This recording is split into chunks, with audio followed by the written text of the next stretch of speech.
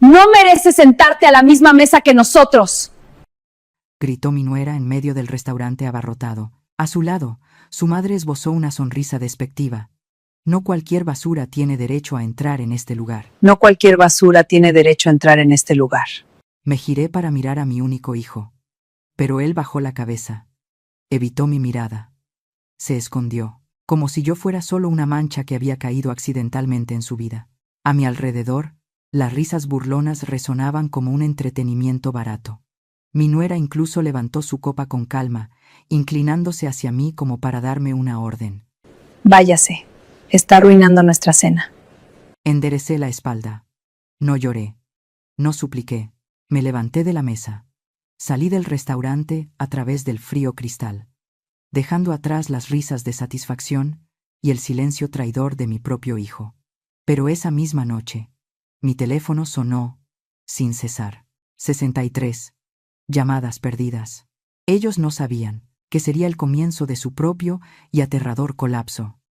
El grito de mi nuera, Mariana, rasgó la elegante atmósfera del restaurante La Casa del Mezquite. El lugar quedó en silencio. Cientos de ojos se clavaron en nuestra mesa, convirtiéndola en un escenario de oprobio. Soy Áurea. A mis 58 años, he usado estas manos para amasar la masa del pan dulce que vendo en el mercado desde el amanecer, para remendar cada prenda de mi esposo y mi hijo, para fregar cada baldosa de la casa de la que ya no soy dueña. Estas manos una vez acunaron suavemente a Lisandro, mi hijo, hasta que se durmió. Pero esta noche, estas mismas manos viejas y temblorosas habían derramado accidentalmente una copa de vino. La mancha de vino tinto se extendió sobre el mantel inmaculadamente blanco.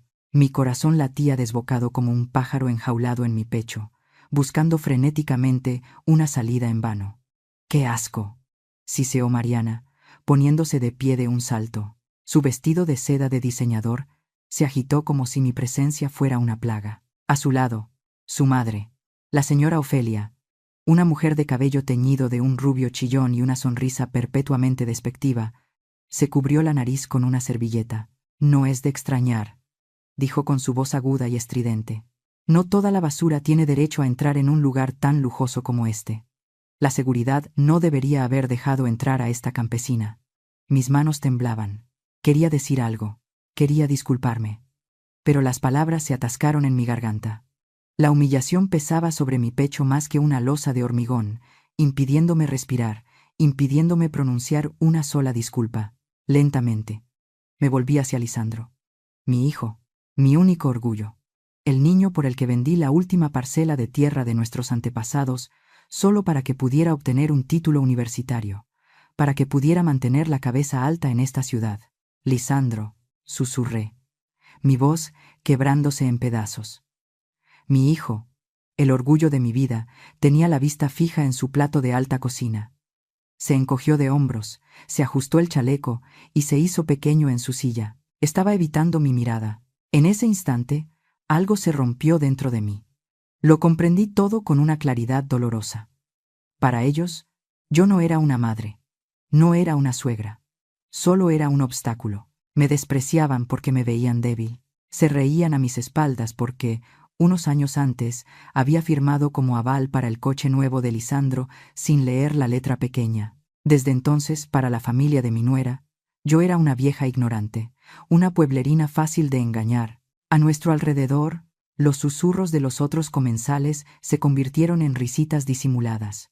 Éramos el hazmerreír de la noche, el entretenimiento barato de los ricos de Polanco. Mariana, al ver que su marido no decía nada, se sintió victoriosa.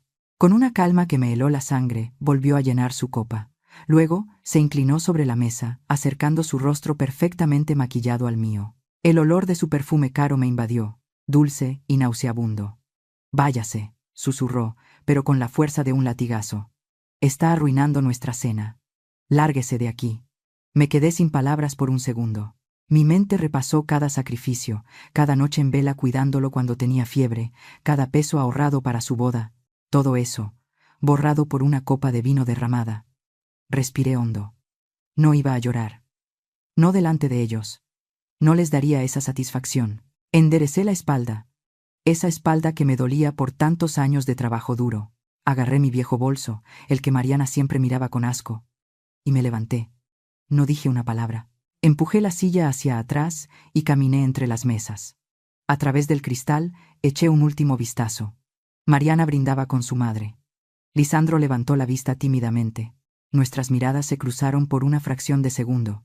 Vi culpa. Vi miedo en sus ojos.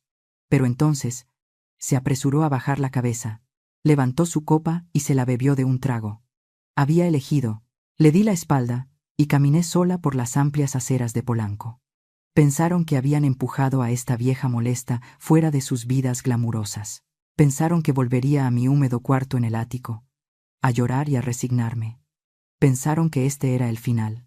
Pero no sabían que esa copa de vino había encendido un fuego en el corazón de una madre traicionada, capaz de quemar un mundo entero. Las calles de Polanco nunca habían sido tan frías como esa noche. Un frío que nacía en medio de mi pecho y se extendía hasta las puntas entumecidas de mis dedos. Deambulé sin rumbo, arrastrando mis viejos zapatos por las aceras perfectas, rodeada de tiendas de lujo y coches que costaban más de lo que yo había ganado en toda una vida cosiendo ropa para otros. El viento frío me golpeaba la cara, y los recuerdos llegaron uno tras otro. Recordé el día en que vendí la tierra de mi abuelo en el pueblo. Era lo único que nos quedaba, la única garantía para nuestra vejez. Lloré al firmar los papeles ante el notario, pero lo hice porque Lisandro me lo suplicó. «Mamá, te prometo que cuando sea ingeniero, no te faltará de nada», me dijo ese día con los ojos brillantes. Me abrazó con fuerza, y yo, tonta de mí, le creí. Recordé las veces que fui a la casa de empeños a dejar mis pendientes de oro, el único regalo que mi difunto esposo me había dado, para pagar sus libros de la universidad. Recordé las noches que pasé encorvada sobre la máquina de coser hasta que me ardían los ojos, solo para que él tuviera ropa decente y no se sintiera menos que sus amigos ricos. ¿Y todo eso para qué? Para verlo bajar la cabeza ante una mujer que ni siquiera sabe lo que cuesta ganar un peso. Para ver cómo se escondía detrás de la copa de vino mientras su esposa me trataba como a un perro callejero que se coló en una fiesta. Me detuve en una esquina, bajo la luz amarilla de un farol que parpadeaba. La tristeza que sentía, esa bola pesada en la garganta, de repente se transformó. Ya no era dolor. Se convirtió en algo duro, pesado, frío como el hielo de diciembre. Rabia. Por primera vez en años, sentí una rabia pura y cristalina. No contra Mariana. De ella no esperaba nada. Siempre supe que su corazón estaba hueco. Mi rabia era contra él, contra Lisandro, contra su cobardía, contra su silencio cómplice. Él permitió que me humillaran. Él eligió su bando y me dejó sola en la trinchera. Me sequé las lágrimas con el dorso de la mano. La tela áspera de mi suéter me raspó la piel, recordándome quién soy. Ya basta, me dije a mí misma. Ya basta de ser la madre sufrida de las telenovelas. Ya basta de ser la víctima que pone la otra mejilla. Abrí mi bolso de mano. Mis manos temblaban. Pero ya no era de miedo, sino de adrenalina. Busqué entre los pañuelos viejos y las fotos arrugadas de mis nietos hasta que mis dedos tocaron el plástico frío. Ahí estaba, la tarjeta de crédito negra. Era una tarjeta adicional. La cuenta principal estaba a mi nombre, gracias a los ahorros de toda una vida y al seguro de vida que mi difunto esposo dejó, el cual el banco me convenció de invertir sabiamente hace años. Pero yo nunca la usaba. Mariana la tenía secuestrada. Ella la usaba para sus salones de belleza en Santa Fe, para sus cenas con amigas, para comprar esos zapatos italianos que le lastimaban los pies pero alimentaban su ego. Ellos pensaban que esa tarjeta era suya. Pensaban que mi dinero era un derecho divino que tenían solo por existir. Lisandro siempre decía que era para gastos de la casa, pero yo veía los estados de cuenta. Restaurantes, viajes, joyas, y yo callaba. Callaba por amor. Callaba para no causar problemas. Saqué mi celular. La pantalla brillaba en la oscuridad de la calle. Marqué el número del banco que me sabía de memoria. Ese número que nunca me atreví a usar antes. «Buenas noches, banco. ¿En qué puedo ayudarle?», contestó una voz joven y amable del otro lado. «Quiero reportar mi tarjeta», dije. Mi voz sonó extraña en mis propios oídos. Firme, sin el temblor de la anciana que acababan de echar de un restaurante como si fuera basura. «¿La perdió, señora?», preguntó el joven con tono rutinario. «No», respondí cortante. «Quiero bloquearla. Bloquear todo. La tarjeta principal. Y todas las extensiones que tenga activas. Ahora mismo». Hubo un silencio breve en la línea. ¿Por robo, señora? ¿Está segura? Sí. Me han robado la dignidad durante demasiado tiempo. Y se acabó. Cancélela. Y si intentan pasarla, quiero que aparezca como rechazada por el titular. El trámite duró apenas unos minutos. Cuando colgué, el silencio de la calle pareció más profundo, pero ya no me daba miedo. Me quedé ahí parada, respirando el aire de la ciudad, sintiendo cómo mi corazón latía con un ritmo nuevo. Pum, pum, pum. Era el ritmo de la justicia. Guardé el teléfono en el bolsillo de mi abrigo y seguí caminando hacia la parada del camión. No iba a gastar en taxi. Ya no tenía prisa. No habían pasado ni 10 minutos cuando empezó. Primero fue una vibración corta en mi bolsillo, luego otra, y otra más larga. Saqué el teléfono con calma.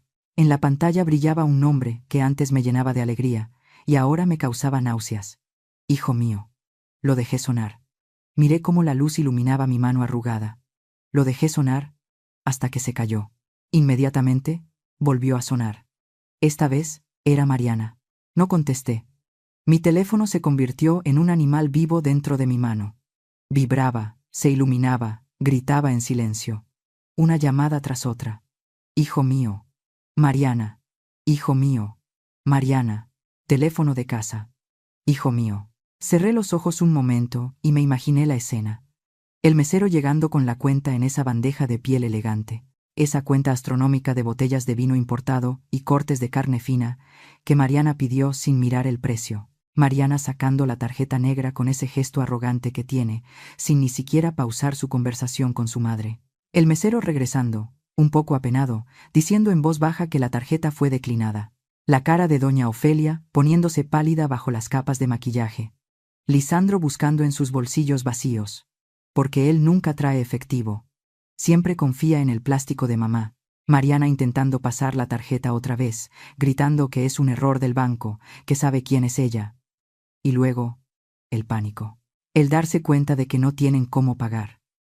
Las miradas de los otros comensales, esas mismas miradas que minutos antes se burlaban de mí, ahora se clavarían en ellos. El teléfono no dejaba de vibrar. 10 llamadas perdidas. 20 llamadas. 40 llamadas. Me subí al camión.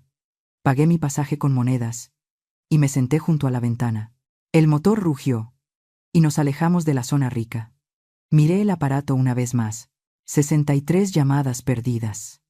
63 veces intentaron contactar a la mujer que acababan de expulsar de su mesa.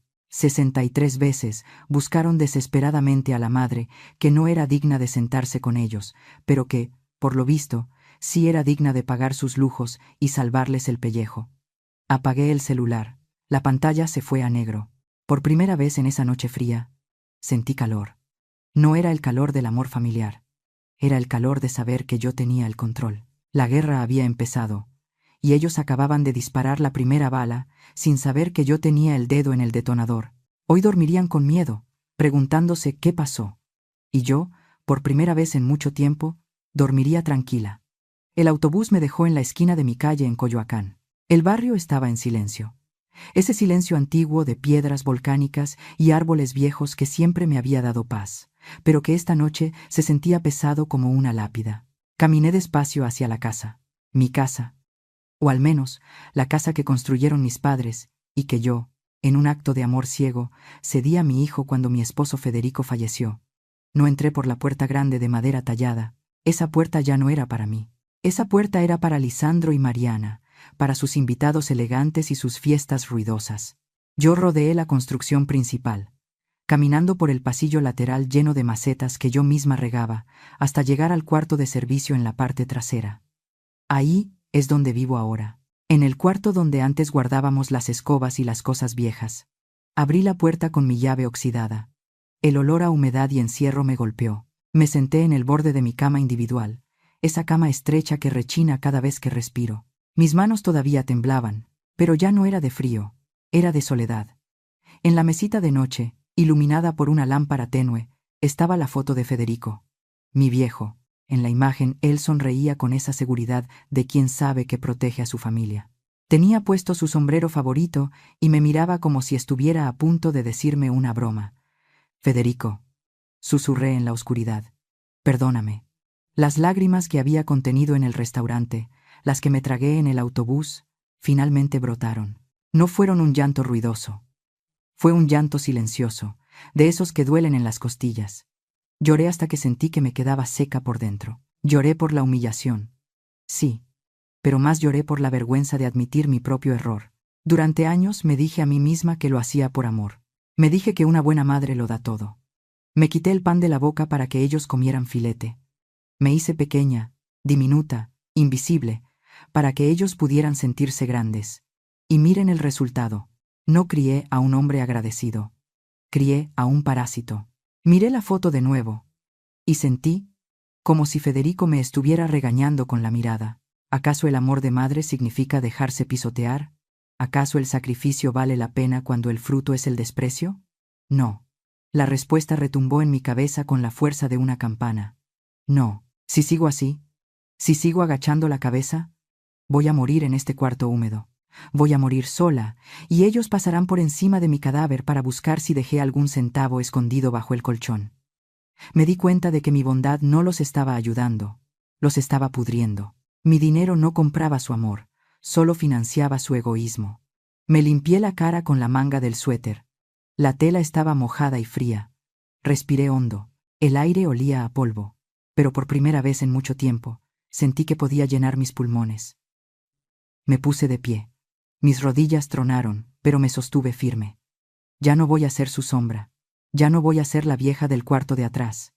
Mis ojos se desviaron hacia la esquina de la habitación. Allí, cubierto con una sábana vieja para protegerlo del polvo, estaba el antiguo ropero de roble de Federico. Era un mueble imponente, tallado a mano, que trajimos de Michoacán hace 40 años. Desde que él murió hace 5 años, no me había atrevido a abrirlo. Me dolía demasiado ver su ropa, oler su loción impregnada en la madera.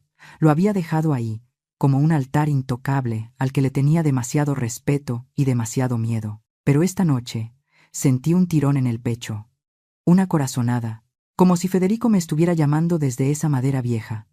Caminé hacia el ropero. Mis pasos sonaron firmes en el piso de loseta. Quité la sábana. El polvo bailó en el aire bajo la luz de la lámpara. La madera brilló, oscura y sólida, como el carácter de mi esposo. Pasé la mano por la puerta.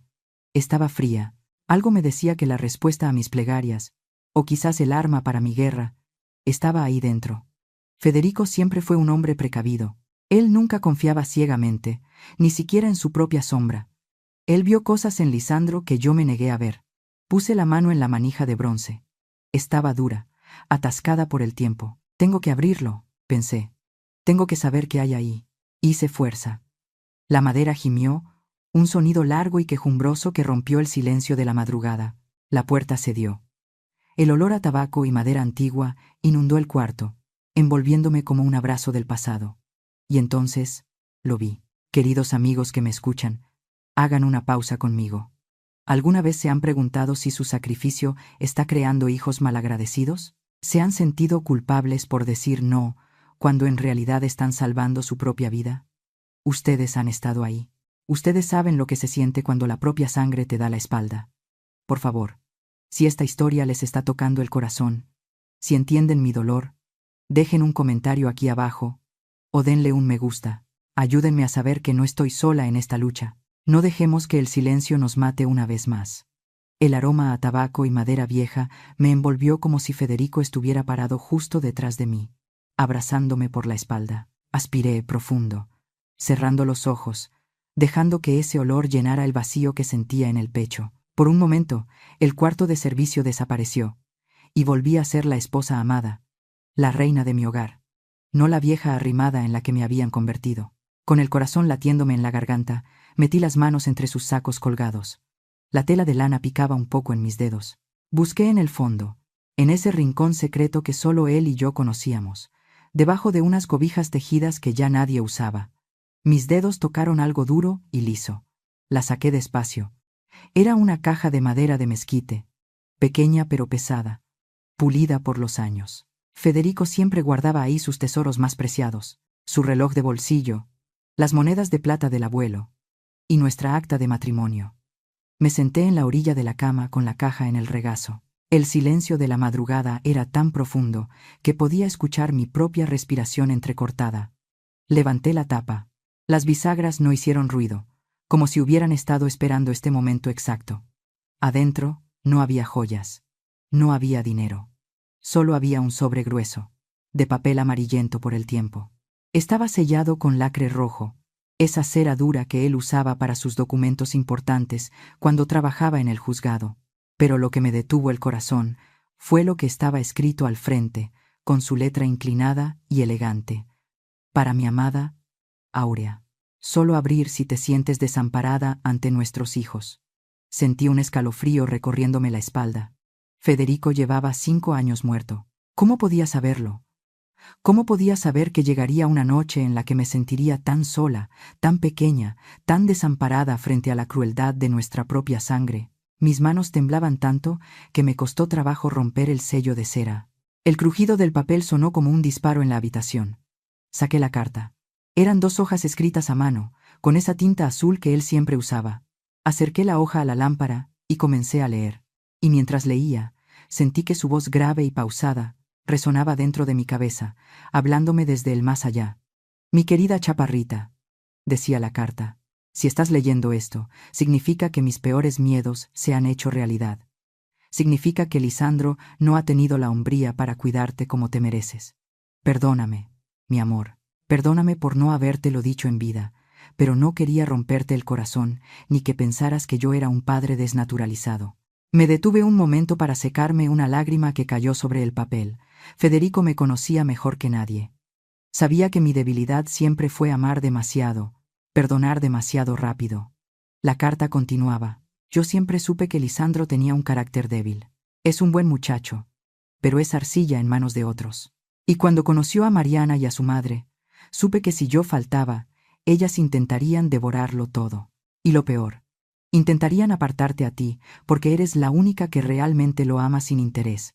Por eso, mi vida, tomé mis precauciones. Mis ojos se abrieron desmesuradamente mientras seguía leyendo. Las palabras de Federico eran como un bálsamo y una espada al mismo tiempo. No dejé la casa a nombre de Lisandro como todos creen. El testamento que leímos ante la familia, el que le da la propiedad, es real, pero está incompleto.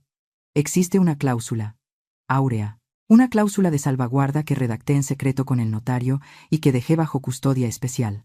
Se llama cláusula de ingratitud. Legalmente, la casa es de Lisandro solo si él cumple con el deber moral y físico de cuidarte y honrarte. En el momento en que tú seas maltratada, humillada o despojada de tu dignidad, ese testamento queda anulado automáticamente y la propiedad absoluta regresa a ti, inmediatamente, sin juicios largos, solo con tu palabra y este documento. Dejé caer la carta sobre mis piernas. Me tapé la boca con las manos para ahogar un sollozo. Federico no me había dejado a mi suerte. Él sabía que Mariana era una depredadora. Él sabía que Lisandro no tendría la fuerza para defenderme.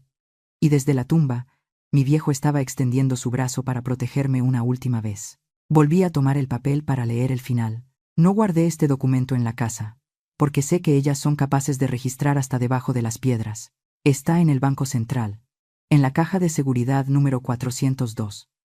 La única persona que tiene acceso y que conoce este secreto es Lucinda, nuestra vieja amiga de la sucursal del centro. Ve con ella. Enséñale esta carta. Ella sabrá qué hacer. Te amo, Áurea. No tengas miedo. Recupera lo que es tuyo. Haz que me sienta orgulloso. Tú, Federico. Me quedé mirando la firma de mi esposo durante largo rato. El miedo que me había acompañado desde que salí del restaurante se disipó. La vergüenza desapareció. En su lugar nació una esperanza feroz, brillante y caliente. Ya no estaba sola. Miré hacia la ventana. El cielo empezaba a clarear con los primeros tonos grises del amanecer. La noche más larga de mi vida estaba llegando a su fin. Guardé la carta con cuidado dentro de mi sostén, pegada a mi pecho, donde nadie pudiera encontrarla. Cerré el ropero y volví a cubrirlo con la sábana. Me miré en el pequeño espejo manchado que colgaba en la pared. Mis ojos estaban hinchados, mi pelo estaba despeinado, pero mi mirada era diferente. Ya no veía a la anciana que bajaba la cabeza. Veía a la mujer de la que Federico se había enamorado. Ellos creían que tenían el poder porque tenían mi casa y mi hijo, pero yo tenía algo más fuerte. Yo tenía la voluntad de un hombre que me amó más allá de la muerte. Y tenía un secreto guardado en una caja de seguridad en el banco, un secreto que tenía el poder de destruirlos a todos. Esperé a que saliera el sol. Me bañé con agua fría para despertar cada nervio de mi cuerpo. Me puse mi mejor vestido negro, ese que guardaba para ocasiones especiales. Me peiné el cabello blanco en un chongo firme. Cuando salí del cuarto de servicio, no miré hacia la casa grande donde mi hijo y su esposa dormían, seguramente preocupados porque sus tarjetas no pasaban. Caminé directo hacia la calle. Iba al banco. Iba a ver a Lucinda. Iba a reclamar mi vida. Llegué a la sucursal bancaria justo cuando el guardia quitaba los candados de la puerta de cristal. El aire acondicionado del interior me golpeó de inmediato, seco y helado, un contraste total con el calor húmedo que ya empezaba a subir desde el pavimento de la calle. Caminé directo hacia el área de gerencia. No tuve que hacer fila. Lucinda, mi vieja amiga y la gerente de esa sucursal desde hace 20 años, me vio entrar desde su oficina de paredes transparentes. Su rostro se iluminó con una sonrisa profesional al principio, pero se apagó en cuanto vio mis ojos. Ella conocía esa mirada. Era la misma mirada perdida y dolorosa que yo tenía el día que vine a cerrar las cuentas de Federico después de su funeral. Aurea, dijo ella saliendo apresurada para recibirme. Ven, pasa a mi oficina. No perdimos tiempo en saludos. Me senté frente a su escritorio de caoba. Mis manos sudaban frío, pero mi determinación ardía. Saqué la carta de Federico de mi pecho y la puse sobre la mesa. El papel crujió en el silencio tenso. Lucinda reconoció la letra de inmediato. Suspiró profundamente, se quitó los lentes de lectura y se frotó los ojos con cansancio. Entonces, ha llegado el día, murmuró ella, con una tristeza que me erizó la piel. Federico siempre tuvo miedo de que esto pasara. No solo ha llegado el día, Lucinda, le dije con voz firme. Ha llegado el momento de saber la verdad. Necesito ver lo que hay en la caja de seguridad. Pero antes, necesito saber si mi hijo ha movido algo de las cuentas. Necesito saber si me han dejado en la calle. Lucinda se puso los lentes de nuevo. Su expresión cambió. Ya no era mi amiga. Era la banquera astuta. Empezó a teclear en su computadora. El sonido de las teclas era rápido, rítmico. De repente, se detuvo. Su ceño se frunció. La vi morderse el labio inferior. Aurea, dijo ella sin mirarme, con los ojos fijos en la pantalla brillante. Qué bueno que viniste hoy, porque si hubieras tardado una semana más, quizás ya no tendrías casa. Sentí una punzada en el estómago. ¿De qué hablas?, pregunté sintiendo que me faltaba el aire. Lucinda giró el monitor hacia mí. Lisandro estuvo aquí hace 3 días, explicó Lucinda con voz grave señalando una fecha. Vino con un notario que no es de nuestra confianza. Trajo una solicitud de traslado de dominio. ¿Traslado de dominio?, pregunté, sintiendo náuseas. Sí, una venta simulada. Lisandro inició el trámite para poner la casa a nombre de una tercera persona. Dijo que era para garantizar una inversión, un negocio que iba a salvar a la familia. ¿A nombre de quién?, susurré. Aunque ya me temía la respuesta, Lucinda señaló un nombre en la pantalla. Ofelia Guzmán. Doña Ofelia, mi consuegra. Me tuve que agarrar del borde del escritorio para no caerme de la silla. No era solo que me quisieran echar, era que querían regalarle el trabajo de toda la vida de Federico a esa mujer. Querían que la casa donde Lisandro dio sus primeros pasos pasara a ser propiedad de la mujer que me llamó sucia la noche anterior.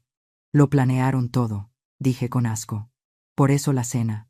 Por eso la amabilidad repentina. Querían que yo estuviera contenta para hacerme firmar. Exacto, confirmó Lucinda. Ellos iniciaron el trámite, pensando que la casa ya era de Lisandro al 100%. Pensaron que tú solo tendrías que firmar como testigo, igual que como hiciste con el coche hace 2 años. Creen que eres una anciana que firma sin leer porque confía ciegamente en su hijo. La rabia volvió a calentarme la sangre. Lisandro no solo era débil, era un traidor. ¿Y por qué dices que casi pierdo la casa?, pregunté, intentando mantener la compostura. ¿Por qué no se completó? Lucinda sonrió con satisfacción. Abrió un cajón de su escritorio con una llave que traía colgada al cuello y sacó una carpeta azul. Porque se toparon con Federico, dijo ella poniendo la carpeta sobre la mesa. Abrió la carpeta. Adentro había un documento legal con sellos oficiales antiguos. Tu hijo y su suegra son unos estúpidos, Áurea. No saben que existe este documento. Es el testamento sombra. Federico lo redactó así. La propiedad está a nombre de Lisandro en el registro público. Sí, pero tiene un candado privado. Un candado irrompible. Lucinda señaló un párrafo resaltado. Para cualquier movimiento de propiedad, venta o cesión, se requiere obligatoriamente la firma de conformidad de Áurea en este documento específico. Sin tu firma aquí, Lisandro no es dueño de nada. Es solo un administrador temporal. Su firma en ese traslado de dominio no vale nada sin tu consentimiento. Respiré. El aire volvió a mis pulmones. Mi viejo. Mi santo viejo. Pero eso no es todo. Continuó Lucinda bajando la voz. Esta cláusula es la que te da el poder total. Escucha bien. Lucinda leyó en voz alta. En caso de que el beneficiario Lisandro demuestre ingratitud, abandono o intente actuar en perjuicio de su madre, Áurea tiene la facultad unilateral de revocar la herencia inmediatamente. La propiedad regresará a su nombre al 100% en el momento que ella active esta cláusula ante notario. El silencio llenó la oficina. Miré el documento. Ahí estaba mi salvación y la condena de mi hijo. Ellos querían engañarme. Seguramente hoy mismo vendrán a buscarme con ese papel de traslado disfrazado, pidiéndome mi autógrafo con una sonrisa falsa. Lucinda cerró la carpeta y puso su mano sobre la mía. Áurea, me dijo mirándome a los ojos. Tienes el cuchillo por el mango. Ellos creen que eres la víctima. No saben que eres el verdugo. ¿Quieres activar la cláusula? ¿Quieres quitarle la casa a Lisandro y recuperarla para ti? Cerré los ojos un segundo. Pensé en el niño que cargué en brazos. Pero luego pensé en el hombre que me dejó sola anoche. Ese hombre ya no era mi hijo. Era un extraño que había vendido su alma. Abrí los ojos y miré a mi amiga. Prepara los papeles, Lucinda, le dije. No solo quiero activar la cláusula, quiero que prepares todo para ejecutarla. Hoy mismo. Regresé a la casa de Coyoacán antes del mediodía. El silencio en la propiedad era absoluto, pero no me dejé engañar. Sabía que la tormenta estaba por llegar. Me senté en mi sillón de lectura, ese viejo mueble de terciopelo verde que Mariana siempre amenazaba con tirar a la basura por anticuado, y esperé. Mantuve la espalda recta y las manos cruzadas sobre el regazo, practicando la cara de póker que mi difunto esposo me enseñó a poner cuando jugábamos a las cartas. No tuve que esperar mucho. Poco después de las 2 de la tarde, escuché el motor del coche de Lisandro entrar a la cochera. Entraron a la sala como dos actores en una telenovela mal escrita. Mariana venía con los ojos rojos e hinchados, claramente irritados de tanto frotárselos para fingir llanto. Lisandro traía la camisa arrugada y esa expresión de perro apaleado que siempre usaba cuando quería dinero. En cuanto me vieron, el espectáculo comenzó. «Mamá Áurea», gimió Mariana, lanzándose al suelo a mis pies. Sí, se arrodilló. La misma mujer que anoche me miraba como si fuera estiércol, ahora se abrazaba a mis piernas. «Perdónenos, por favor. No sé qué me pasó anoche. El vino, las medicinas que tomo para los nervios. Me volví loca. No era yo». La miré desde arriba. Sentí una mezcla de asco y fascinación. ¿Cómo podía alguien cambiar de piel tan rápido? Sus lágrimas mojaban mis medias, pero yo sabía que eran lágrimas de cocodrilo. Lágrimas de quien se ha quedado sin tarjeta de crédito. Lisandro se acercó y se sentó en el taburete frente a mí. Me tomó las manos. Las suyas estaban frías y húmedas. «Madre», dijo con voz temblorosa. «Lo sentimos mucho. Bloquear la tarjeta. Bueno, nos puso en una situación terrible anoche. Pero lo merecíamos. He estado bajo tanta presión en el trabajo. El estrés me está matando. Solo quiero darle lo mejor a mi familia, y a veces pierdo la cabeza». Lo dejé hablar. Dejé que soltara todas sus excusas baratas. Asentí levemente con la cabeza, manteniendo la boca cerrada. Mi silencio los ponía nerviosos. Se miraban entre ellos, buscando una señal. Entonces, Lisandro fue al grano. Sacó una carpeta beige de su maletín. «Mamá, para arreglar todo esto y para que nunca más tengamos problemas de dinero, conseguí una oportunidad increíble. Es un negocio seguro. Pero necesito tu ayuda una última vez». Abrió la carpeta. Adentro había un montón de papeles con letras pequeñas y sellos notariales. «¿Qué es esto?», pregunté, haciéndome la ingenua. Mi voz sonó frágil, justo como ellos esperaban. «Es solo un aval, madre». se apresuró a decir Mariana, secándose las lágrimas falsas y poniéndose de pie. Es un trámite de garantía. Doña Ofelia, mi mamá, consiguió un inversionista, pero necesitamos poner la casa como respaldo temporal. Solo es una firma. En cuanto el negocio pegue, liberamos la casa y todos seremos ricos. Nunca más te faltará nada. Miré los papeles. Aunque no los leí detenidamente frente a ellos, reconocí el formato. Era exactamente lo que Lucinda me había mostrado en la pantalla del banco. No era un aval, no era un préstamo, era una cesión de derechos. Un traslado de dominio a favor de Ofelia Guzmán. Querían que yo misma les entregara las llaves de mi ataúd. Sentí que la sangre me hervía, pero me obligué a respirar despacio. Si gritaba ahora, si les lanzaba los papeles a la cara, ellos buscarían otra forma de robarme. Necesitaba que cayeran en su propia trampa. Necesitaba que se confiaran. Hice una pausa larga. Me quité los lentes y los limpié con lentitud exasperante. Vi cómo Lisandro contenía la respiración. Vi la codicia brillando en los ojos de Mariana, apenas oculta tras su máscara de arrepentimiento. No sé, hijos, dije dudosa. Su padre siempre dijo que no firmara nada sin leer. Por favor, mamá, insistió Lisandro, apretándome las manos con fuerza, casi lastimándome. Hazlo por mí. Hazlo por Santi, tu nieto. Si no firmamos esto mañana, vamos a perder una oportunidad de oro. ¿Quieres que tu nieto tenga futuro, verdad? Usaron al niño. Por supuesto que usarían al niño. Eso terminó de matar cualquier rastro de piedad que me quedara en el corazón. Suspiré, como si me estuviera rindiendo. Está bien, dije en voz baja. El aire en la habitación cambió. Sentí su alivio como una ola física. Sonrieron. Casi celebraron ahí mismo. Pero, añadí levantando un dedo, no voy a firmar así nada más, aquí en la rodilla. Quiero hacer las cosas bien. Lo que tú digas, suegra, dijo Mariana, ya con otro tono, más rápido, más ansioso. Mañana por la mañana, continué. Quiero que venga tu madre, Ofelia. Quiero que estemos todos. Si vamos a hacer esto, lo hacemos en familia. Preparen un desayuno bonito. Si veo que todo está en orden y que realmente estamos unidos de nuevo, firmaré. Claro que sí, madre, dijo Lisandro, besándome la frente. Su beso se sintió como el beso de Judas. Mañana a las 9. Mi suegra estará encantada. Se levantaron. Ya no parecían tristes ni arrepentidos. Parecían cazadores que acaban de ver caer a la presa en la red. Me voy a descansar un rato, dije, y me levanté con trabajo para irme a mi cuarto de servicio. En cuanto cerré la puerta de mi habitación, me quedé pegada a la madera, escuchando. Lo logramos, amor, susurró Mariana en el pasillo. La vieja se lo tragó todo. Mañana la casa es de mi mamá. Te dije que cedería, contestó Lisandro. Siempre cede. Escuché sus pasos alejarse hacia la recámara principal, esa que debió ser mía. Esperé un minuto. Luego saqué mi celular. Mariana seguramente ya le estaba escribiendo a Ofelia. La vieja calló. Mañana firmamos. Yo también tenía un mensaje que enviar. Busqué el contacto del licenciado Herrera. Mis dedos se movieron rápidos y seguros sobre la pantalla.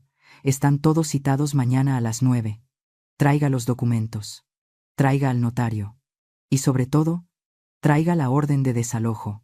Estoy lista para sacar la basura de mi casa. Envié el mensaje y miré la foto de Federico en mi buró. Mañana, viejo, le susurré a la foto.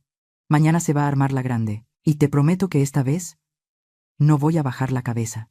Pasé toda la tarde encerrada en la cocina de servicio. El aroma dulce de la canela y la leche hirviendo llenaba el pequeño cuarto, logrando por unas horas tapar la pestilencia de las mentiras que se respiraba en esta casa. Estaba preparando arroz con leche y un pastel de 3 leches con merengue, justo como le gustaba a mi nieto Santi. Era su cumpleaños número 5. Tarareaba una canción vieja mientras colocaba las velitas. Ingenuamente, pensé que la disculpa de ayer había sido real. Me bañé, me puse mi vestido de flores, el más bonito que tenía, y peiné mi cabello blanco con cuidado. Estaba lista. Tenía el pastel en una mano y el tazón de arroz con leche en la otra cuando escuché pasos en el pasillo. La puerta se abrió. Eran ellos. Lisandro vestía un traje impecable. Mariana llevaba un vestido de noche brillante y joyas nuevas. Detrás de ellos, mi pequeño Santi corrió hacia mí. «Abuela, ¿hiciste pastel?», gritó el niño con alegría pura. pero antes de que pudiera abrazarlo, Mariana lo jaló del brazo con brusquedad. «No toques eso, Santi, te vas a ensuciar», dijo ella con voz cortante. Lisandro se acercó. No me miró a los ojos, sino a mis zapatos desgastados y a mi vestido pasado de moda. «Madre», dijo aclarándose la garganta, «nosotros ya nos vamos. Tenemos reserva en un restaurante italiano en Santa Fe». Sonreí, aunque sentí un nudo en el estómago. «Está bien, hijo. Voy por mi chal y vamos. El pastel lo comemos allá». Mariana soltó una risa seca. «Ay, Aurea, ¿es en serio? ¿A dónde crees que vas con esa ropa? No puedes venir. Es un lugar de gente bien. No queremos que Santi pase vergüenzas frente a sus amigos. Imagínate qué dirán si te ven llegando así, oliendo a cocina». Miré a Lisandro. Esperé que me defendiera. Esperé que dijera, si ella no va, yo tampoco. Pero mi hijo solo suspiró. «Es mejor que te quedes, mamá. Descansa. Mañana será un día largo con lo de la firma. Además, no hay lugar en el coche. Vamos a recoger a Ofelia». Santi empezó a llorar y a patalear. «Yo quiero ir con mi abuela.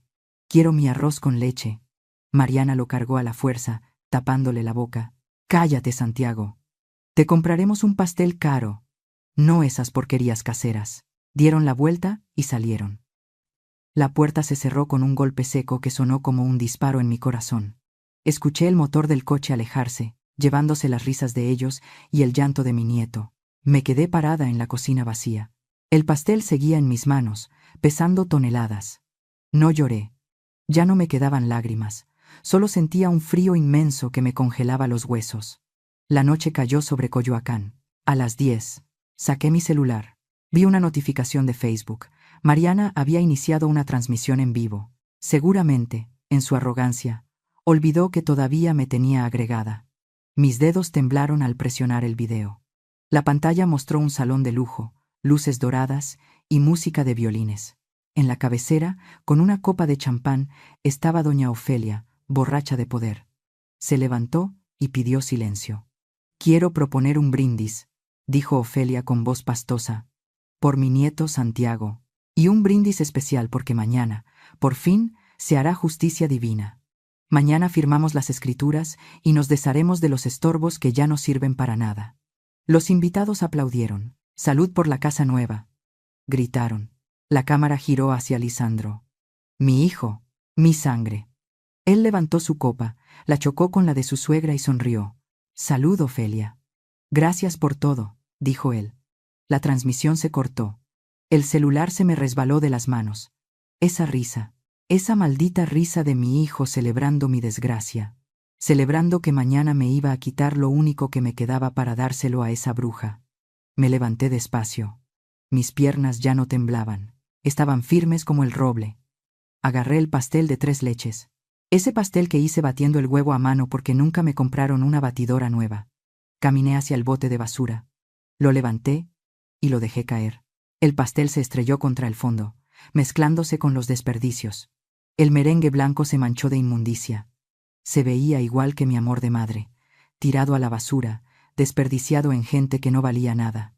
Me limpié las manos. Me sentía vacía, pero era un vacío limpio. Ya no había dudas. Ya no había culpa. El último hilo de compasión se acababa de romper. Tomé el teléfono y marqué al licenciado Herrera. «Herrera», dije con voz de hielo. «¿Doña Aurea? ¿Pasó algo?» «Vi el video, Herrera. Lo vi todo. Escúcheme bien. Mañana, cuando vengan, no quiero negociaciones.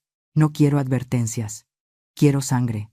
«Entendido, señora», respondió él. «Llevaré todo. No tenga piedad, Herrera, porque ellos no la tuvieron conmigo. Haga que les duela.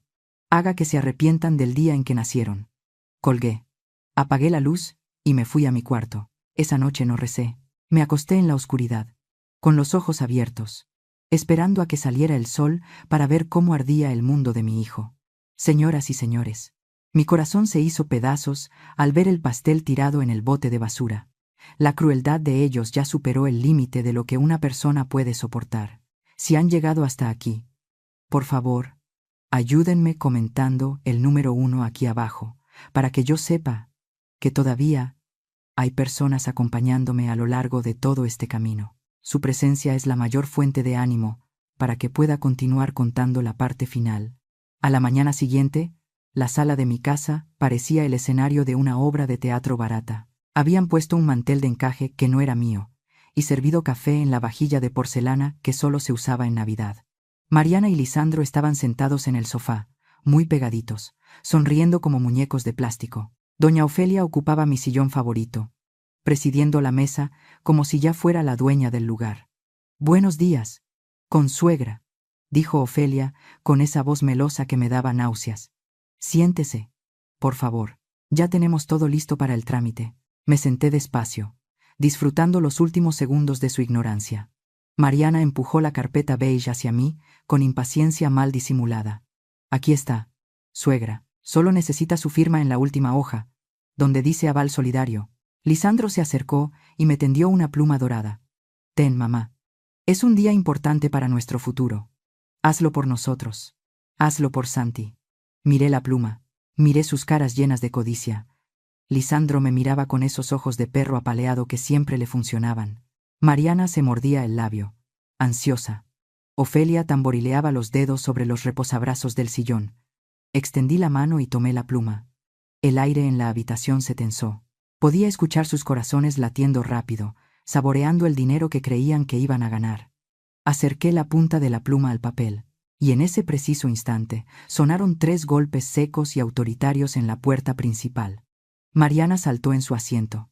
«¿Quién es?», preguntó nerviosa. «¿Esperamos a alguien más?». Lisandro me miró confundido. Yo sonreí. Fue una sonrisa fría, sin alegría. «Sí», dije con calma, dejando la pluma sobre la mesa. «Esperamos a la justicia». Antes de que pudieran reaccionar, la puerta se abrió. No había puesto el seguro.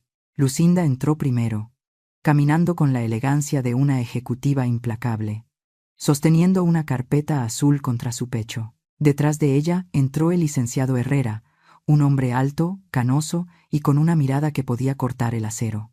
«¿Quiénes son ustedes?», gritó Ofelia, poniéndose de pie indignada.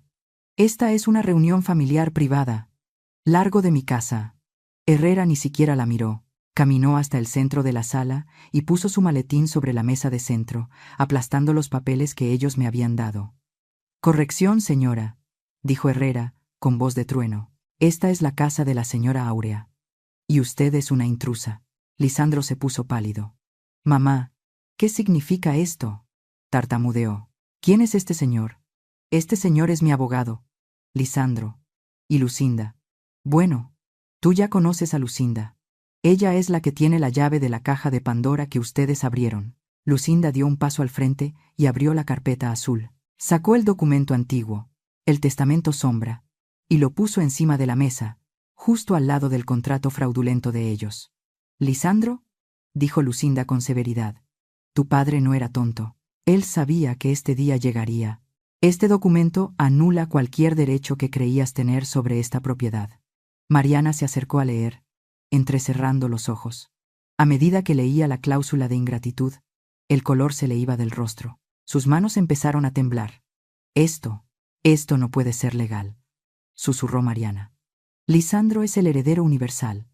«Era el heredero universal condicionado», la interrumpió Herrera. «Condicionado a tratar a su madre con respeto y dignidad. Una condición que ustedes rompieron anoche de la manera más vil posible». «¿De qué habla?», chilló Ofelia, tratando de recuperar el control. «Nosotros siempre hemos tratado a Áurea como una reina». Yo solté una carcajada amarga. ¿Como una reina, Ofelia? ¿O como una basura que no merece sentarse a su mesa? Herrera sacó una tableta electrónica de su maletín. Presionó la pantalla y el volumen subió al máximo. La voz de Ofelia llenó la sala. «Mañana, por fin, se hará justicia divina. Nos desharemos de los estorbos que ya no sirven para nada». Luego, la risa de Lisandro, esa risa cobarde chocando las copas. El video de su transmisión en vivo se reproducía frente a sus ojos, la prueba irrefutable de su traición. Lisandro se dejó caer en el sofá como si le hubieran cortado las cuerdas. Se cubrió la cara con las manos. Mariana estaba paralizada, con la boca abierta, mirando la pantalla. Eso era una broma», balbuceó Ofelia, pero su voz ya no tenía fuerza. «Estábamos bromeando». «El fraude no es una broma, señora», sentenció Herrera. Intentar engañar a una persona de la tercera edad para que firme una cesión de derechos disfrazada de aval es un delito penal. Tengo pruebas de sus mensajes, de sus planes y de la coacción. Si la señora Aurea quiere, podemos ir directo al Ministerio Público ahora mismo. La palabra cárcel flotó en el aire. Ofelia se desplomó en el sillón, agarrándose el pecho. Mariana empezó a llorar, pero esta vez era llanto de miedo puro. «Mamá, por favor», dijo Lisandro, quitándose las manos de la cara. Sus ojos estaban llenos de terror. «No nos hagas esto. Somos tu familia». Yo me puse de pie despacio. Me sentía gigante. Me sentía poderosa. Tomé la carpeta beige que ellos me habían traído. El documento que habría sido mi sentencia de muerte. Lo levanté para que todos lo vieran. «Familia», dije suavemente. «Ustedes dijeron que yo no merecía sentarme en su mesa. Dijeron que yo ensuciaba su cena. Bueno, hijos míos, resulta que esta casa, esta mesa y el suelo que pisan es todo mío». Agarré el papel con ambas manos y lo rasgué. El sonido del papel rompiéndose fue delicioso. Rompí su contrato. Rompí sus planes. Rompí su futuro. Hice pedazos el documento hasta que solo quedó confeti en mis manos. Caminé hacia Ofelia, que me miraba con terror, y le lancé los pedazos de papel a la cara. Los fragmentos cayeron sobre su peinado perfecto y su ropa cara como nieve sucia. «¿Quieres mi casa, Ofelia?», le pregunté mirándola a los ojos. «Llévatela al infierno y vive ahí. Porque aquí, en mi casa, ya no tienes lugar». Herrera sacó un último documento de su maletín y lo puso sobre la mesa con un golpe seco. «Esta es la orden de desalojo», anunció el abogado. «Tienen 15 minutos para sacar sus cosas personales y largarse. O llamo a la patrulla que está esperando en la esquina». El silencio se rompió con el grito histérico de Mariana. El juego había terminado. Y yo había ganado. El sonido de las sirenas cortó el aire tranquilo de Coyoacán, rebotando en las paredes de mi sala como un presagio cumplido. 2 patrullas se detuvieron frente a la casa, y sus luces rojas y azules iluminaron las caras pálidas de quienes, minutos antes, se sentían dueños del mundo. El licenciado Herrera abrió la puerta principal y permitió la entrada de los oficiales. «Oficial», dijo Herrera con voz calmada, señalando los documentos rotos sobre la mesa. «Estos individuos acaban de intentar cometer un fraude procesal y despojo contra una persona de la tercera edad. Tenemos la evidencia grabada y documental. Dado que esto constituye un delito en flagrancia y existe riesgo de violencia hacia mi cliente, solicitamos el desalojo inmediato bajo el protocolo de protección a víctimas vulnerables». Mariana soltó un grito agudo. Un sonido que me lastimó los oídos. «Esto es un atropello. Tenemos derechos. La ley dice que tenemos 15 días para desalojar», chillaba ella, aferrándose al brazo de Lisandro como si él pudiera salvarla. «Ustedes perdieron sus derechos civiles en el momento en que intentaron robar», respondió el oficial, un hombre robusto que no parecía tener paciencia para berrinches de gente rica. «Tienen 15 minutos para tomar sus efectos personales y salir. Si se resisten, los sacaremos esposados». El caos se desató en mi sala. Ofelia perdió toda la compostura de gran dama. Empezó a insultar a los policías, diciéndoles que eran unos indios igualados, que no sabían con quién se metían. «No me toquen. Mi yerno es el dueño», gritaba Ofelia mientras un oficial la obligaba a sentarse para que dejara de manotear. Pero lo que más me impactó fue ver a Mariana, la mujer que juraba amar a mi hijo, la que decía que la familia era lo primero. Se giró hacia su propia madre con los ojos inyectados en sangre. «Es tu culpa, vieja estúpida», le gritó Mariana a Ofelia, empujándola.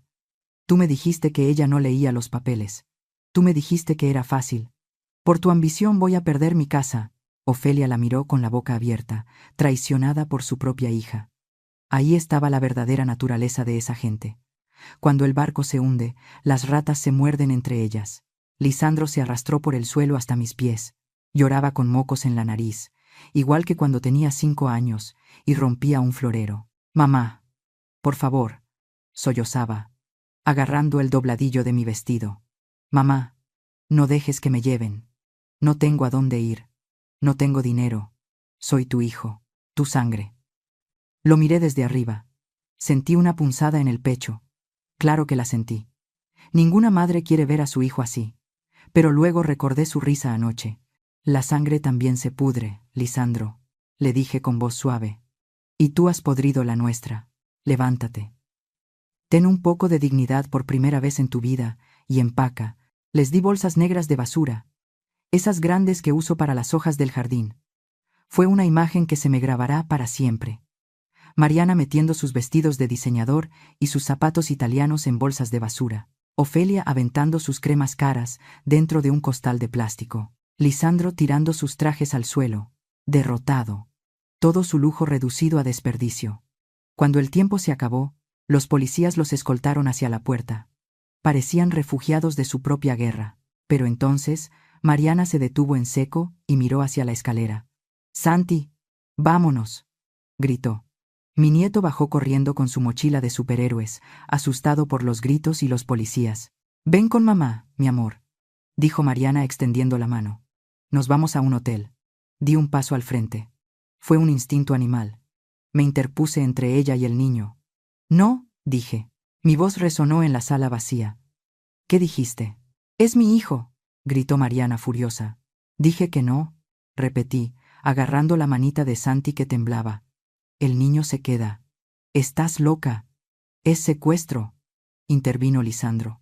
El licenciado Herrera dio un paso adelante. «Señores, ustedes están siendo desalojados por un delito grave. No tienen domicilio fijo. Sus cuentas están congeladas por la investigación. No tienen recursos para garantizar la seguridad del menor esta noche. Pretenden llevarlo a la calle o a un motel de paso. La abuela ofrece un techo seguro».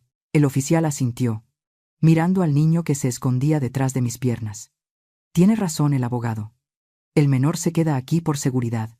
Si quieren pelear la custodia, vayan mañana al juzgado familiar. Pero hoy, el niño no sale a la calle».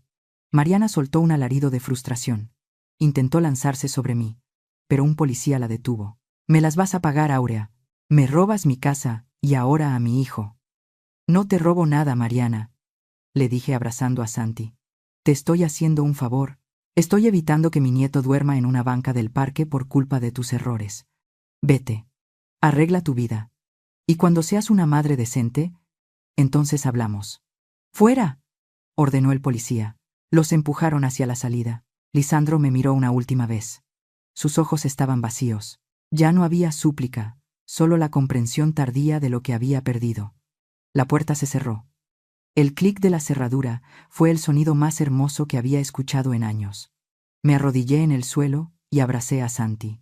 «Abuela», preguntó con voz chiquita, «¿por qué se fueron mis papás?» Le acaricié el cabello. «Porque necesitan aprender a ser grandes, mi amor. Pero tú estás aquí. Tú estás seguro». Santi me abrazó fuerte.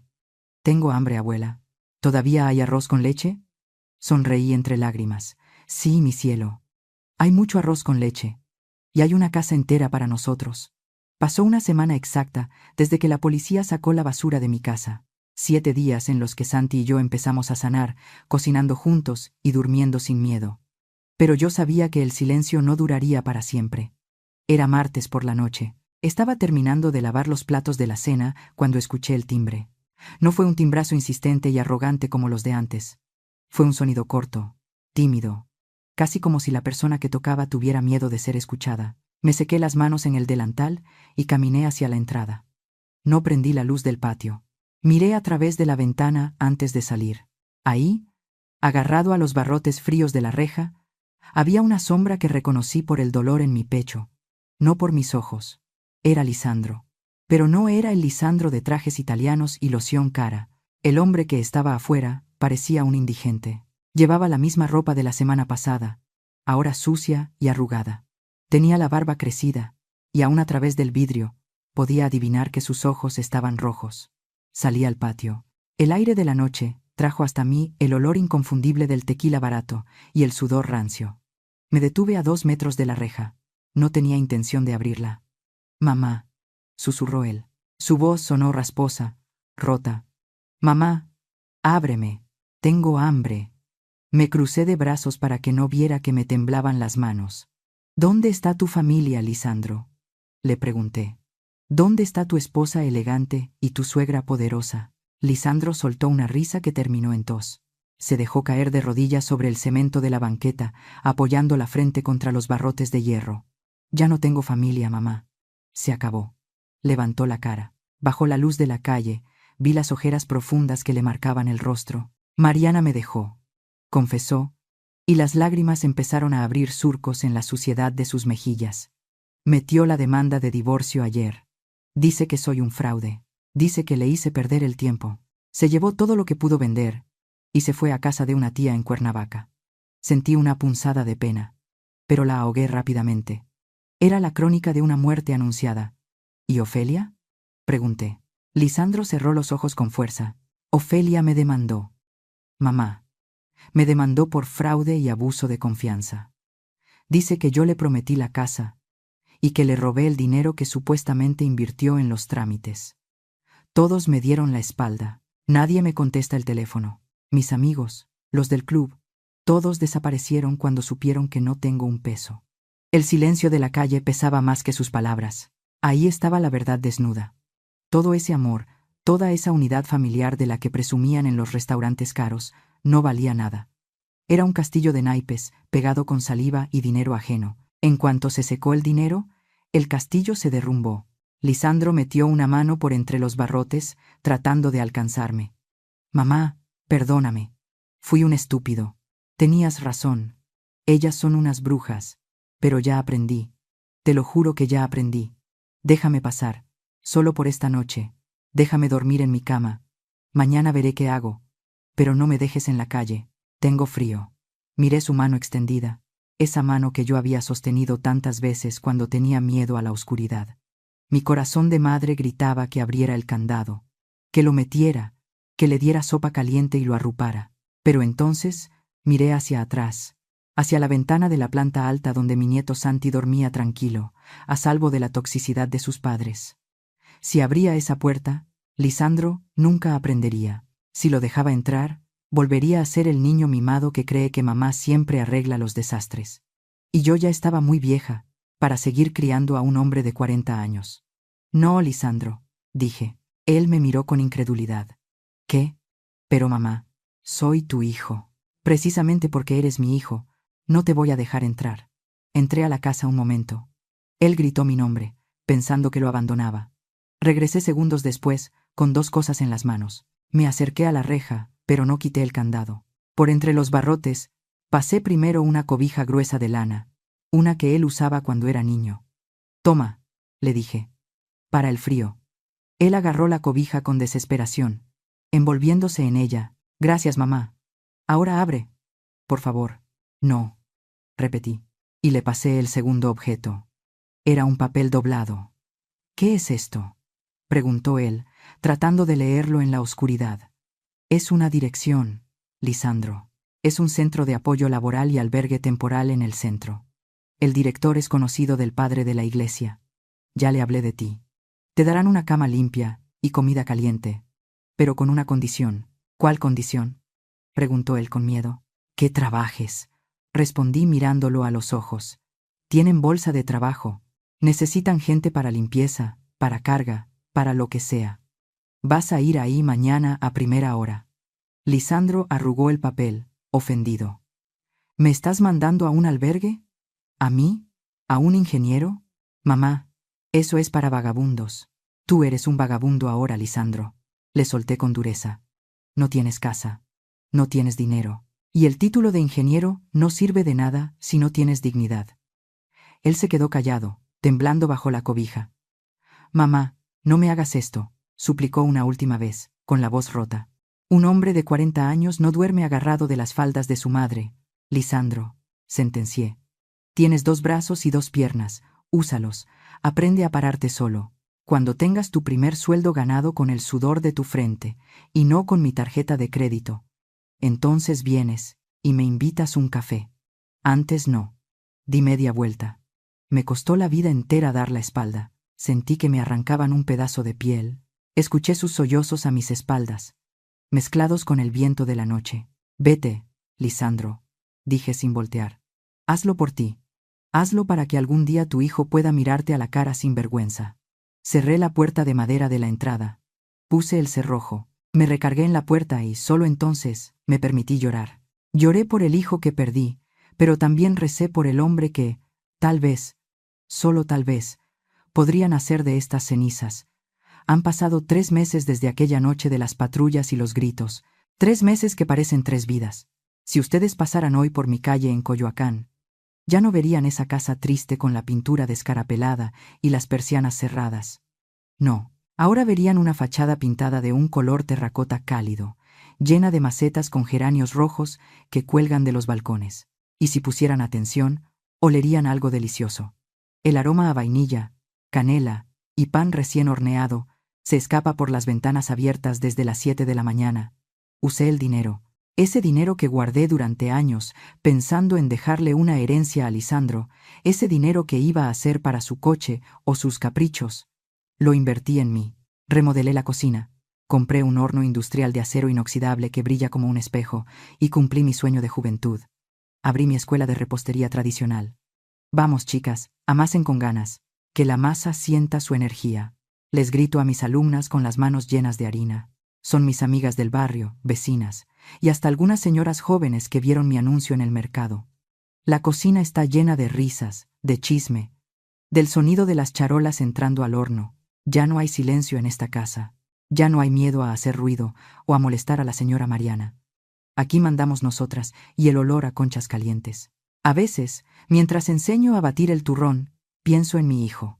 El padre Anselmo me contó la semana pasada que vio a Lisandro. Consiguió trabajo en un restaurante del centro, pero no como gerente.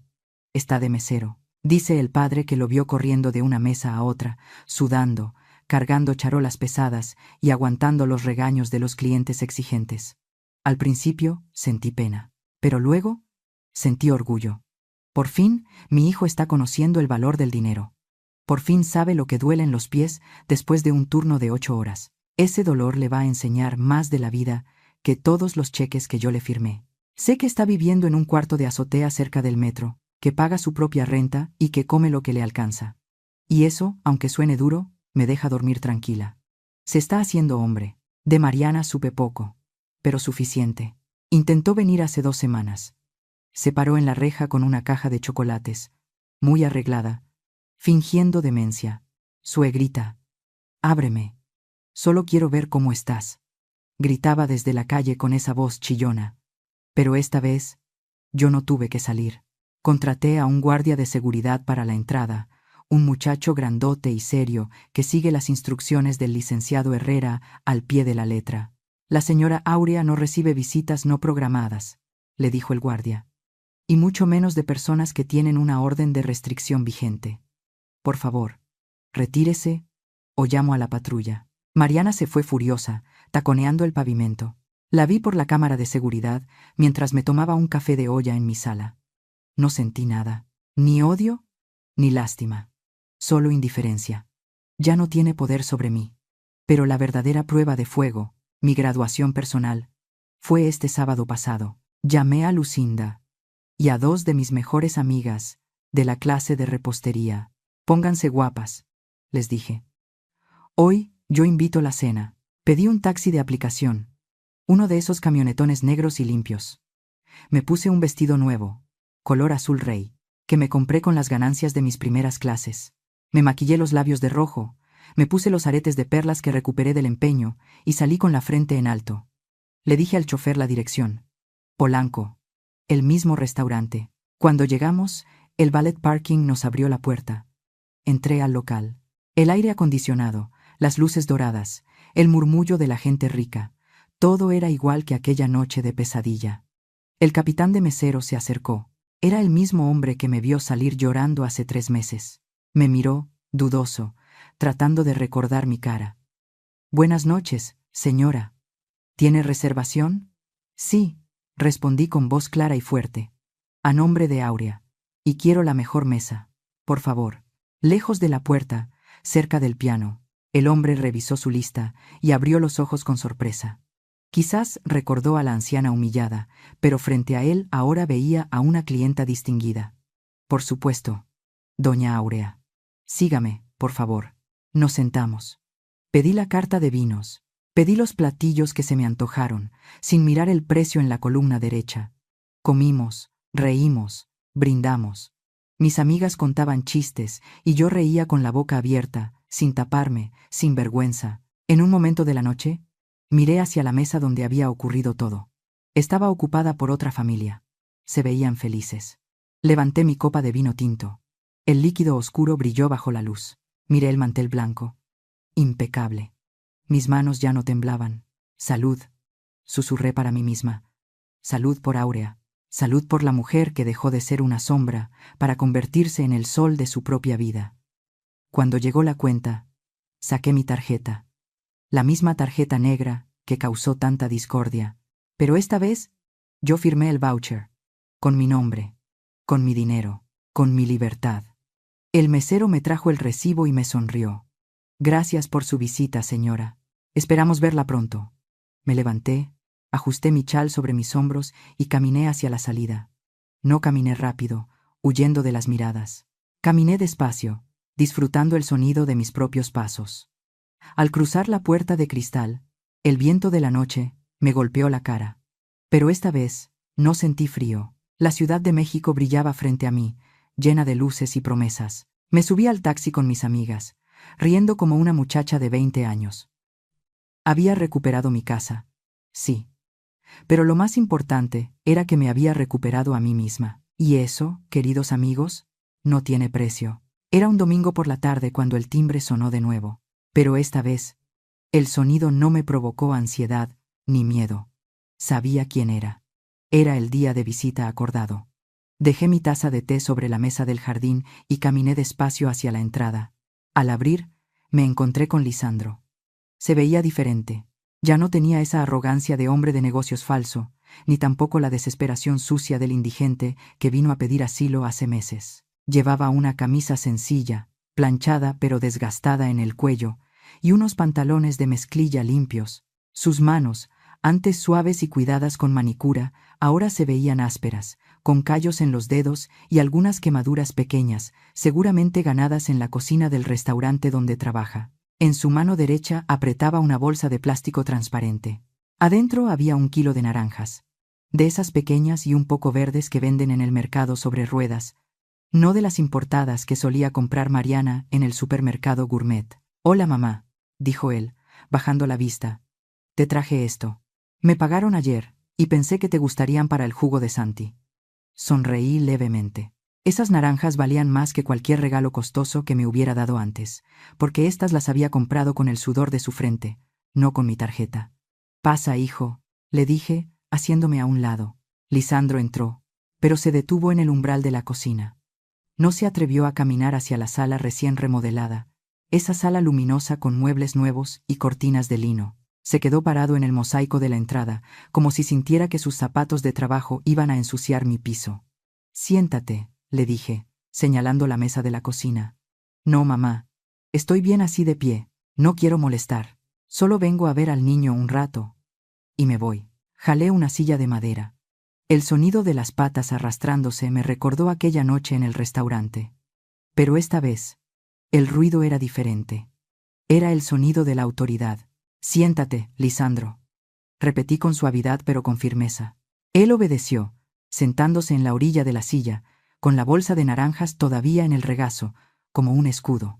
Me senté frente a él. Lo miré a los ojos. Vi vergüenza. Vi arrepentimiento. Y por primera vez en años, vi a mi hijo, no al títere de su esposa. «¿Te acuerdas de lo que me dijiste aquella noche en Polanco?», le pregunté sin rencor. Lisandro se puso rojo hasta las orejas.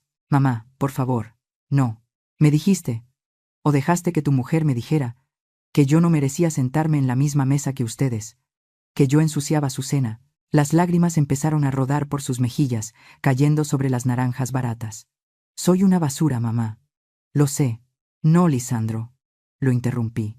«No eres una basura. Eres un hombre que se perdió. Pero hoy puse esta silla aquí para que entiendas algo muy importante». Me incliné hacia adelante y le tomé las manos ásperas. «Yo siempre fui digna de sentarme en cualquier mesa, Lisandro. Porque esta mesa, esta casa y la comida que te alimentó toda tu vida salieron de estas manos viejas y del trabajo de tu padre. El problema nunca fui yo». Apreté sus manos para que me mirara.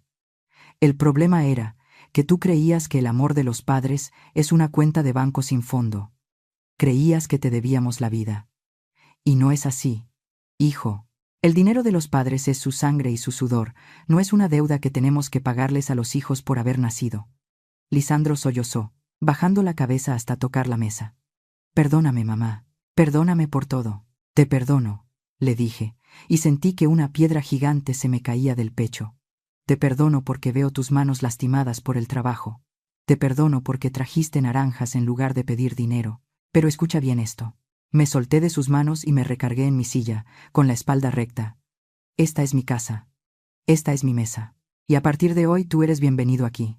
Pero solo si respetas este lugar y a la mujer que lo construyó. La familia no es un lugar para la violencia, ni para los gritos, ni para la humillación. Si no respetas tus raíces. Lisandro, el árbol se seca, y tú estuviste a punto de convertirte en leña seca. Él asintió frenéticamente, limpiándose la cara con la manga de su camisa. Lo sé, mamá, lo estoy aprendiendo a la mala. Ahora ve, le dije, señalando hacia el jardín trasero. Tu hijo te está esperando en los columpios. Ve y juega con él. Enséñale a ser un hombre de verdad, no el hombre que fuiste hace 3 meses. Lisandro se levantó. Me miró una última vez con gratitud infinita. Dejó las naranjas en el frutero y salió al jardín. A través de la ventana, lo vi correr hacia Santi. Mi nieto gritó de alegría y saltó a sus brazos. Lisandro lo cargó y lo hizo girar en el aire, riendo. Era una risa limpia, sin alcohol, sin pretensiones. Me quedé sola en la cocina. El sol de la tarde entraba por la ventana, iluminando el polvo de harina que flotaba en el aire. Me serví una taza de té caliente y salí al porche. Me senté en mi mecedora, esa que Federico me regaló cuando nació Lisandro. El aire olía a jazmín y a tierra mojada. Bebí un sorbo de té y cerré los ojos, sintiendo la paz inundarme. A todas las madres que me están escuchando, quiero decirles algo, desde el fondo de mi corazón viejo, pero renovado. No se conviertan en esclavas de su propio amor. Amar no significa desaparecer para que nuestros hijos brillen. Amar no significa darlo todo hasta quedarnos vacías. Guarden la llave de su vida.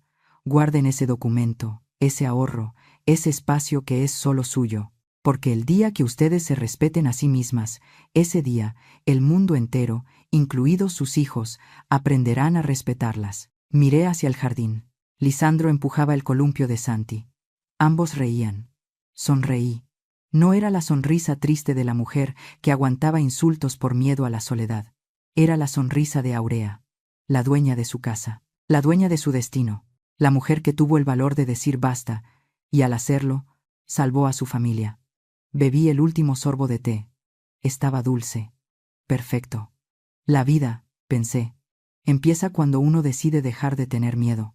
Y mi vida, queridos amigos, apenas acaba de comenzar. ¿Y ustedes? ¿Qué piensan de la decisión final de doña Aurea? ¿Creen que fue demasiado dura o hizo lo correcto al cerrar la puerta? ¿Qué habrían hecho ustedes si estuvieran en sus zapatos?